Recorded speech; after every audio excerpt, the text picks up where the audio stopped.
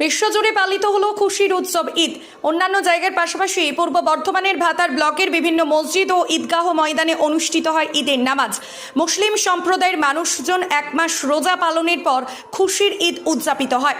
সকাল থেকেই বাড়িতে বাড়িতে কোরআন পাঠ ও গজল পাঠে অংশ নেন মুসলিম মহিলারা।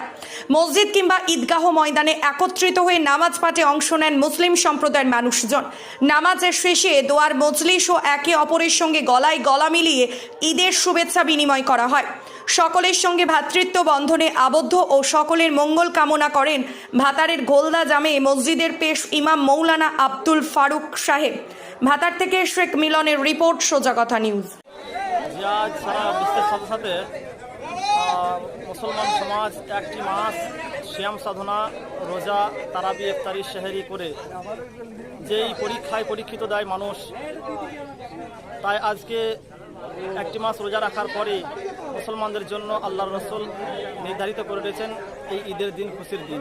তাই সেই আদিপিতা আমাদের নবীকে অনুসরণ করে আজকে আমরা ঈদের দিন দেশবাসী উদযাপিত করে থাকি। সকাল থেকে কী করা হলো?